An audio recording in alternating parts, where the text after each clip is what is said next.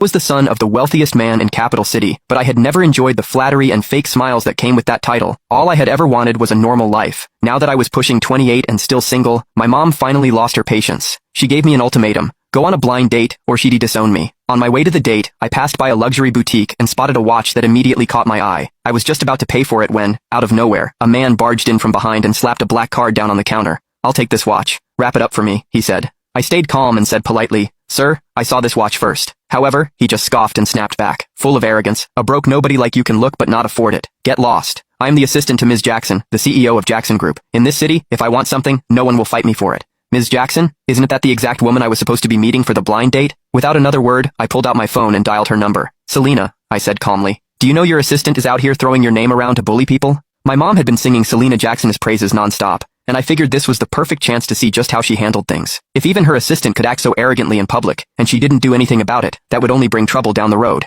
However, her cold, dismissive voice came through the phone. "How I manage my assistant is none of your business. You're meddling too much." Before I could say anything else, she hung up. As the saying goes, birds of a feather flock together. No wonder her assistant was so unabashed. His boss clearly enabled it. Across from me, the guy Leo Woodolph was already laughing like he'd won the lottery. What a joke. "Just look at yourself, all broke and pathetic, and you actually think you can cozy up to our CEO, Ms. Jackson?" I usually kept a low profile. I dressed simply, but that didn't mean I would just let someone walk all over me. "Judging people by appearances is the dumbest thing you could do," I said calmly. "I'd suggest you watch your mouth, or you're going to regret it." However, I wasn't about to waste any more words on a clown like him. I reached into my bag, pulled out a card, and handed it to the sales associate for her to ring up the watch for me. The associate looked at my card, then at Leo, clearly hesitant. She froze, not knowing what to do. Leo just laughed louder. "You low-life piece of trash, are you still trying to act like you're somebody? This entire mall belongs to the Jacksons. If I don't give the word, you can't even buy a single screw in here." Then, with a smug grin, he yanked the card from my hand and flung it toward the entrance. "Waving around some cheap-ass card, thinking you're a hot shit?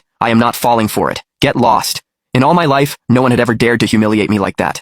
Leo had seriously crossed a line. Without another word, I grabbed his arm in one swift motion and dragged him to the front of the store. My voice dropped cold as ice as I ordered, "Pick up my card." The salesgirls in the store stared in shock. "Oh my god, did he really just say that to Mr. Woodolph? Is he crazy? Mr. Woodolph is Ms. Jackson's right-hand man. Offending him is the same as offending her." One of the employees tried to talk me down. "Sir, it is just a watch. It is not worth angering the Jackson Group over this. Please, just let him go." "Yeah, you should apologize to Mr. Woodolph while you still can. Beg for forgiveness. It might not be too late." Leo, clearly feeding off the attention, yanked his arm away and shouted, "You worthless trash! Get down on your knees right now, and maybe I'll consider letting this slide. Otherwise, I hope you're ready to lose everything. Now I've seen everything. After years of seeing Mom threaten people, now it was my turn to be threatened." A cold smirk tugged at the corner of my lips as I turned to Leo. "A dog hiding behind someone else's power, huh? Even Selena wouldn't dare say something as crazy as that. And you? Who the hell do you think you are? Who are you calling a dog?" he snapped.